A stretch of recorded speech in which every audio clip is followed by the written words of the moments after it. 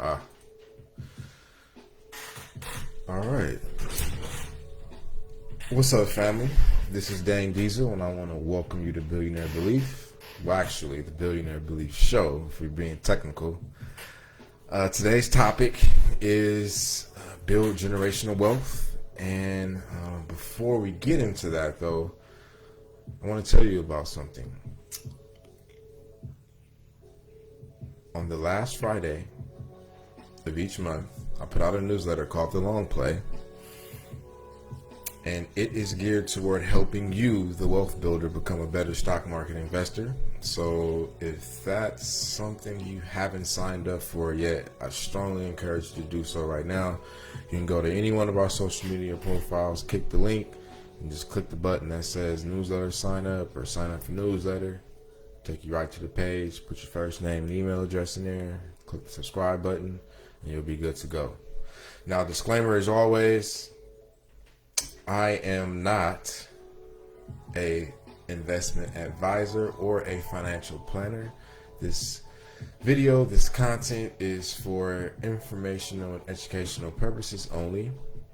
So be sure to follow up with a licensed and or certified financial professional for your individual needs.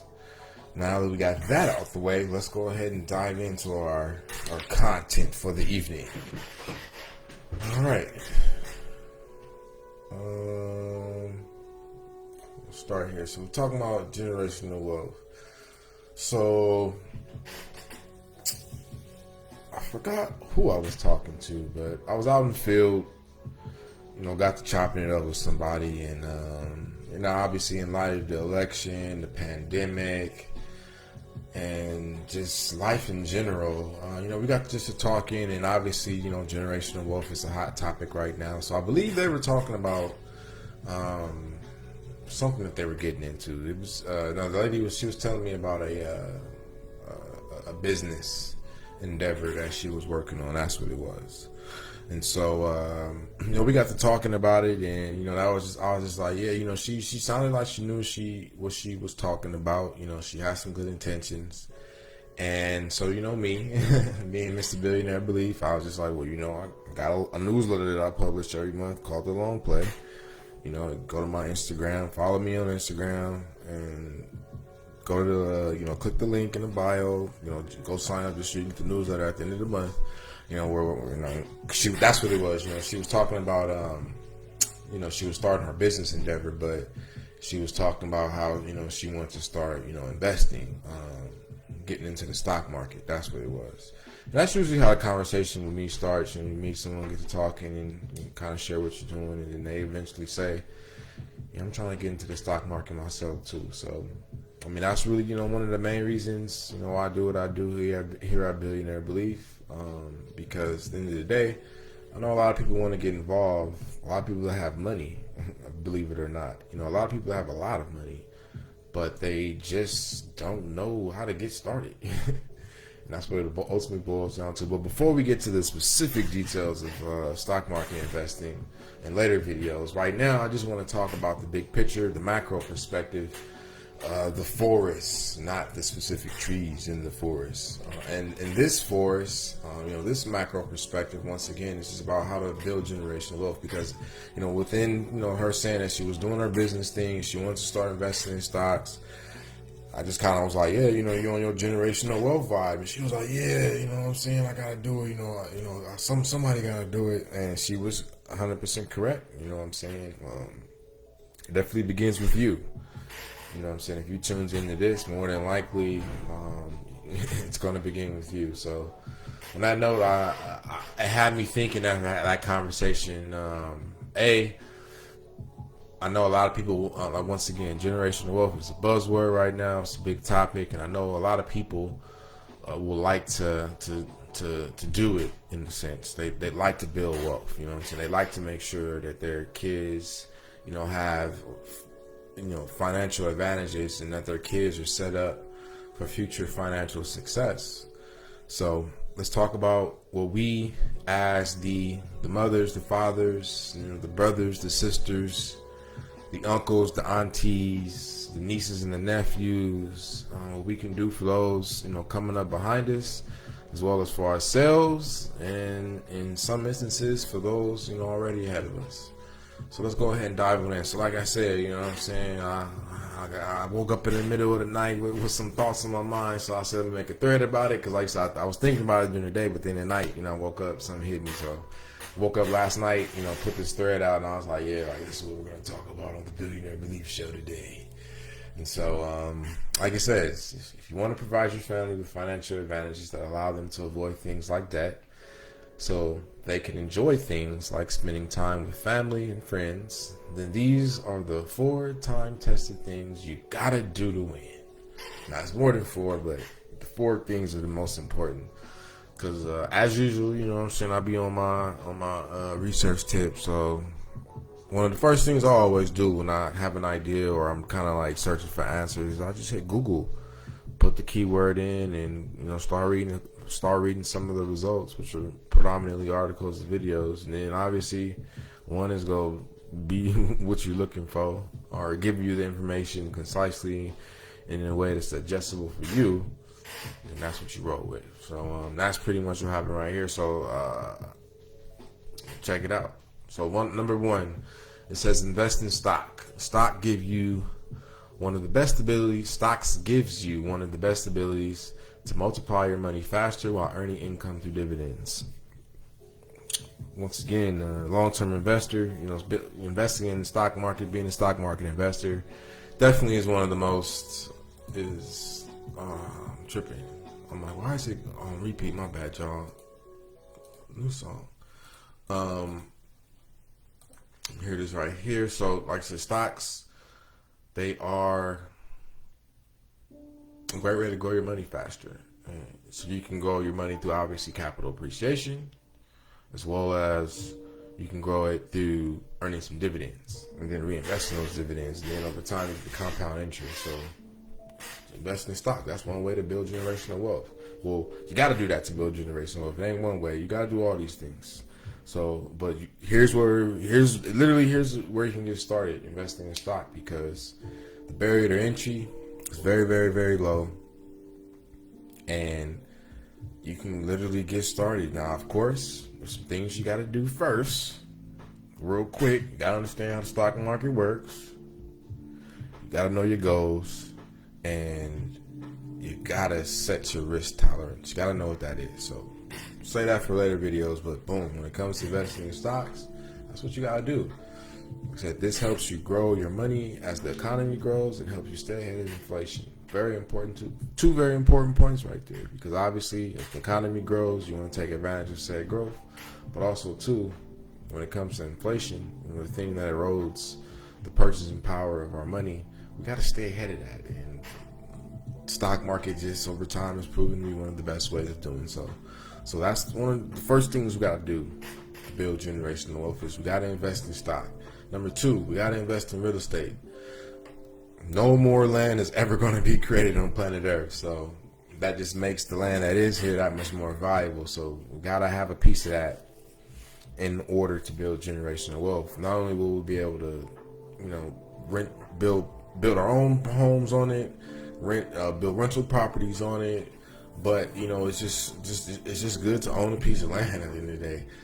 My grandfather, that's one of the main things he would always talk about when he tells about his migration from Louisiana to California was one of the main things he wanted to do was own land, and own land he did. And so I definitely want to continue in his footsteps and purchase my own piece in the not so distant future.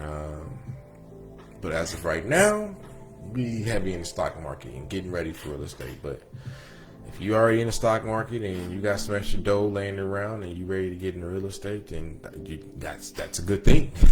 Because like I said, you get the benefits of capital appreciation over time because you bought the property low, and if you need to, you can sell it high. But remember, the market favors those who can hold on to their assets the longest. So we want to hold on to these things for lifetimes. That's the ideal goal. But all in all, boom, what I'm saying? Real estate. Rental units, cash flow. Rental units equal cash flow. but just owning the land in and of itself. And as time goes on, history tells us the property value will increase. So that's how you build generational wealth in real estate. So we got to invest in stock. We got to invest in real estate. Next, we got to save strategically. This is very important. I talked about this in the long play. Like I said in the October issue, we talked about savings because Rick Ross had just, toward the end of the month, he had just purchased about $1 million worth of land in Georgia. I think it was like anywhere from 50 to 100 acres, something like that, or more. But he was on Drink Champs with Nori, and they were obviously talking about business, and that was the first thing. Well, Nori asked him about what can a brother do, what can young men do to follow in your footsteps in regard to your business affairs. The first thing Rick Ross said was, you got to learn to save. That's it. You got to learn to save. It was like one of the best way to start is take a shoebox and every day put $5 in it. And then over time, obviously you'll grow, but as you earn more, you put more in. But start at the training wheels. You feel me? So get your shoebox fund popping off and make it do what it do.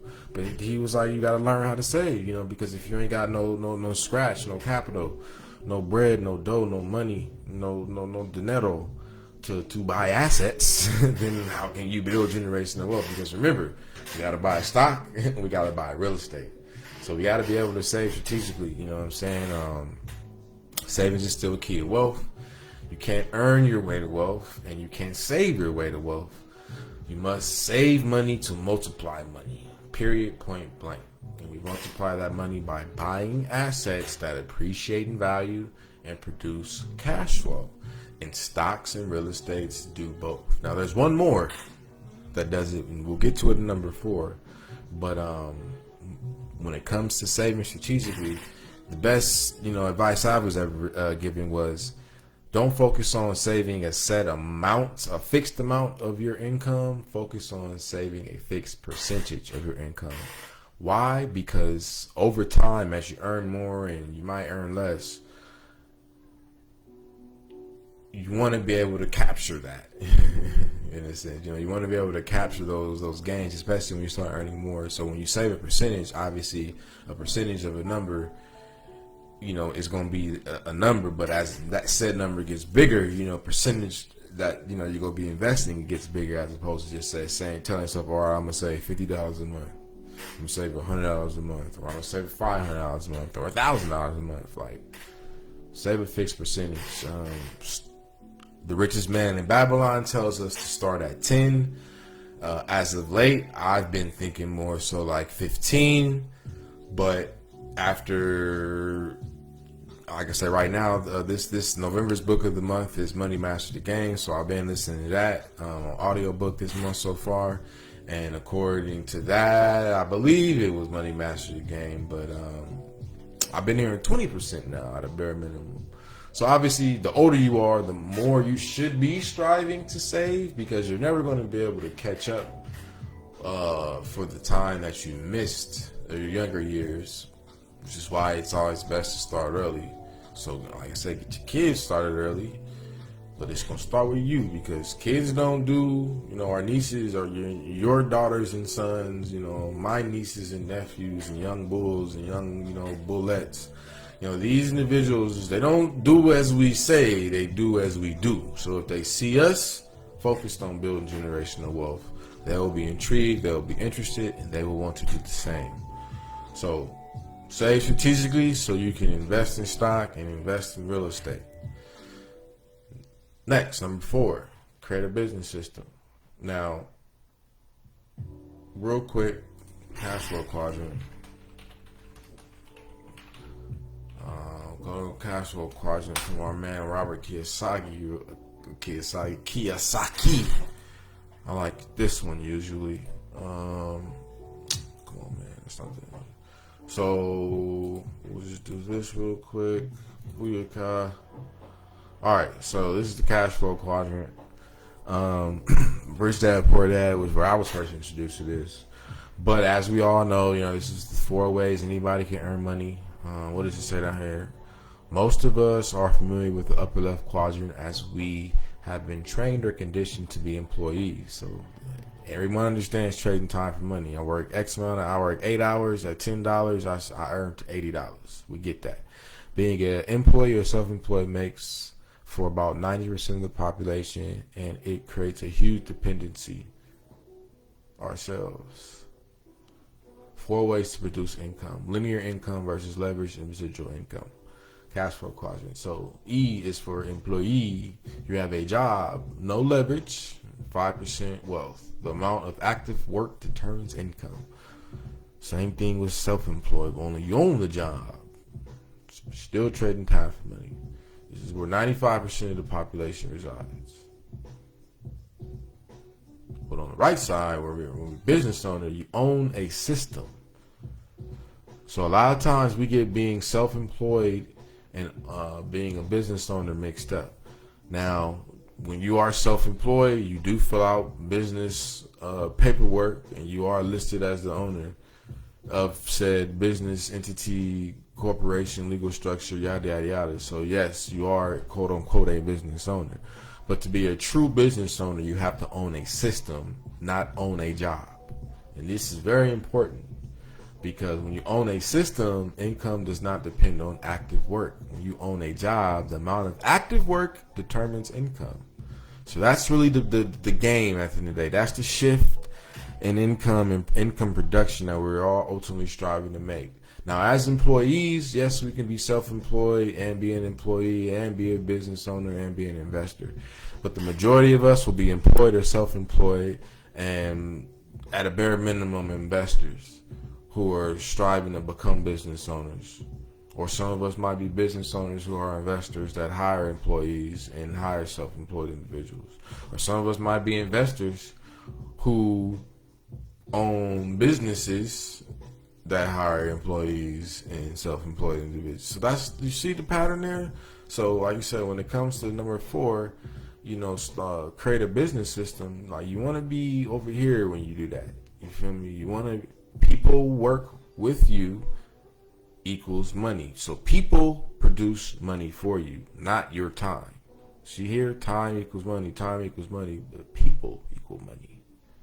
You pay them, so you pay them $10 to make you $100, and you keep the $90. Well, maybe a little bit less, and let's just say your expenses is $10, so you keep $80. That's how you own money as a business owner. Period, point blank. But we got to create this as well. So we got to save strategically so we can buy the stock, buy the real estate, and invest in creating a business system where people work for us that produces cash. And then cash we get from the business owner's side, the self-employed side, and the employee side. We ultimately want to put this in there. We're all investors at the end of the day. So we can all, your money works for you. We can all put our money to work for us. If we're an employee, we can, put money to work for us as an investor. If we're self-employed, we can put money for the work as an investor. If we're a business owner, we can put money to work as an investor. And as we build from these 2-3 areas and we pour capital and cash and money into this area, eventually we'll have enough money over here working for us to where now this becomes our main source of income, to where we don't have to be employees. We don't have to be self-employed only at our leisure. And we can now start taking some of the money that we have getting produced here as an investor and start buying or creating business systems. But we gotta do this generational wealth, ladies and gentlemen. So we can't just hang out in the E section, and we can't just hang out in the S section. As we are E's and S's, we gotta start learning the B and the I. We gotta start learning how to operate businesses, and we gotta start learning how to buy assets, i.e. investments, so that we can eventually get over into these sections comfortably. But it starts now, and it starts with you. So back to our regularly scheduled program. So like I said, number 4, create a business system. Passing down a business system is one of the greatest gifts you can pass down to your loved ones. They'll own a money-making machine, which will give them the freedom to invest more and give more down the line. So I just said that. So that's what we got to do. You feel me? We got to create a business system. So number 5, we got to keep our affairs in order. Now, this really doesn't get talked about for most of the information that I've seen as well as most of the articles that I've read, especially going to events, taking courses. People really don't talk about this, but you got to keep your affairs in order. So have your paperwork to pass down your wealth on point at all times to avoid problems when you pass on. Like death is inevitable. It's that's one appointment we like the mortician told me when my stepfather died and my grandmother died. That's death is one appointment none of us are going to ever miss. So plan accordingly. And part of if your goal is to build generational wealth and you are currently or you're about to start building generational wealth, you gotta have your paperwork in order. So you gotta have things like a will, your life insurance, your estate plan, custodial accounts for the kids, as well as naming beneficiaries for said accounts. And so, like that's very important. And I'll give you a real life example. When my stepfather died, that was a whole big situation behind that because he didn't have his will. So, we had to go through the probate court process, and my mother was legally blessed with her inheritance. But all in all, if he had his paperwork in order, he would have been able to do a little bit more. But when we don't have our paperwork in order, we leave it to the third party, aka the courts, and the courts don't have our best interests in mind. They have their interests in mind. So it'd be a tragedy to put time in, to saving strategically. Well, first and foremost, earning as much income as you can, then saving strategically, and to invest in stock and invest in real estate, and to then create and or buy business systems to then your untimely death, and now everything gets messed up. Nothing is transferred to the next generation. Nothing is passed down because you didn't have your paperwork in order. So get your paperwork in order. Have it in order at all times. Number 6, pass on information on how to handle money. This is very important because once again, it starts with you, but it doesn't end with you. Like I said, you put all that time, energy, and effort into making money, saving strategically, investing in stocks, real estate, and business systems. To have your paperwork in order, then you give it to the next generation, and they squander half of the money, and then by the third generation, all the money's gone. Because while you bless them with a nice inheritance, you forgot to give them the knowledge to handle it. So they obviously get it, and because more than likely you had it when you was alive, and you wanted you and yours, your loved ones, that had the best. You was created a lifestyle for them that was a little bit too rich for their abilities. And now that they have the money and are in control of it, to them it's just I just spend it to the point where they literally generation, then it's gone. That's what happened to the Vanderbilts. The old man Vanderbilt did what he did, and became a titan in the industry.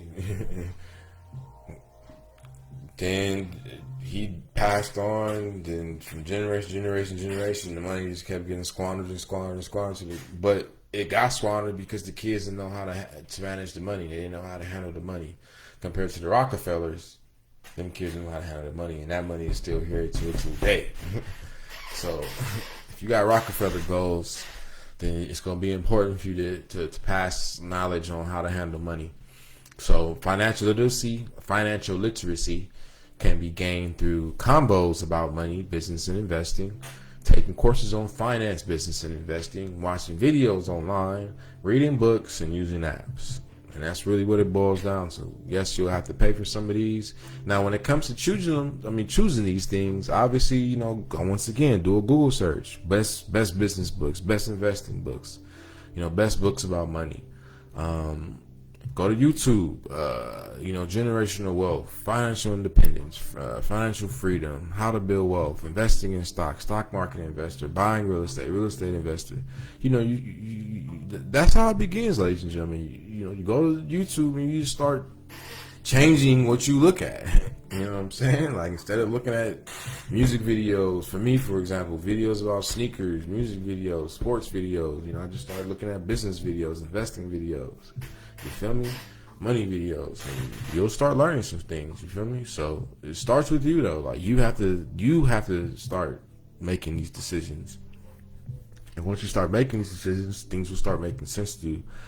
Ian Dunlap, the master investor, he talks a lot about that, and he says a lot of the questions that people ask, can be answered if they just put the work in to learn and to read. And kind of like real quick on that note, for those of us who do put the work in to learn and to understand this stuff, you feel me? Like, and for those of you who tell yourself that you don't have the time for it or you don't have the patience for it, like, you have to understand, like, for all of us who are putting that time, energy, and effort into gaining a level of mastery with money, business, and investing, you feel me? Like, that's a skill at the end of the day. And if you want, our services at that point, then treat it like a business deal, like anything else. You feel me?